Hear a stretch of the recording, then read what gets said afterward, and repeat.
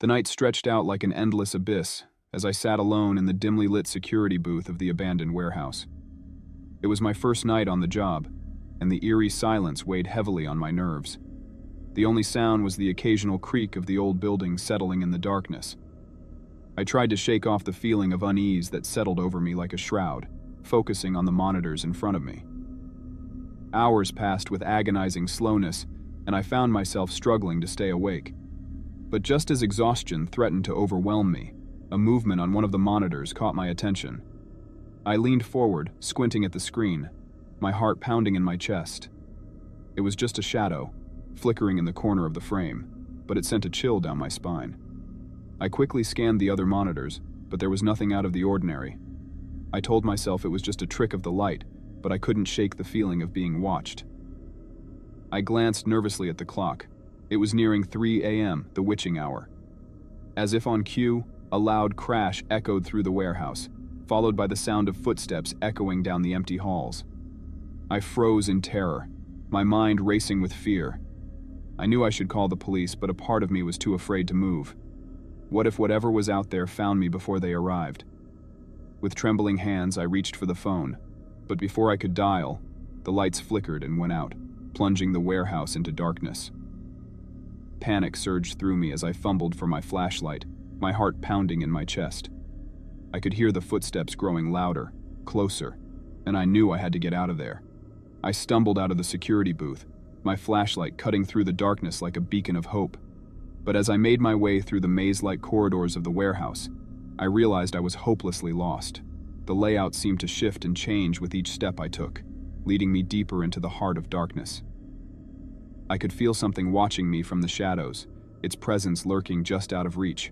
Every hair on my body stood on end as I pressed on, my heart hammering in my chest. I knew I had to find a way out, but the darkness seemed to swallow me whole, trapping me in its suffocating grip. Just when I thought I couldn't take it anymore, I stumbled upon a staircase leading down into the depths of the warehouse. With no other options, I descended into the abyss, my footsteps echoing off the cold concrete walls. The air grew thick and heavy, the darkness pressing in on me from all sides. At the bottom of the staircase, I found myself in a vast underground chamber, illuminated by a faint, sickly green light. The air was thick with the stench of decay, and I gagged as I struggled to keep my footing on the slippery ground. Something lurked in the shadows, something ancient and malevolent, and I knew I was not alone. I pressed on, driven by fear and desperation, my mind consumed by the need to escape. But no matter which way I turned, I found myself face to face with the darkness, its icy tendrils wrapping around me like a vice. I could feel myself slipping away, losing touch with reality as the darkness consumed me whole. Just when I thought all hope was lost, a faint glimmer of light caught my eye. It was a doorway, hidden in the shadows, beckoning me closer with its promise of salvation. With the last of my strength, I stumbled towards it, my heart pounding in my chest. As I stepped through the doorway, I found myself bathed in blinding light, the darkness melting away like a bad dream.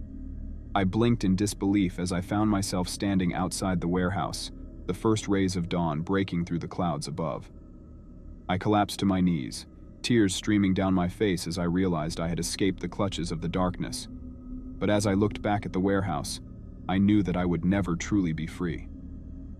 For in the depths of that cursed place, something lurked, something ancient and hungry, waiting for its next victim to stray too close.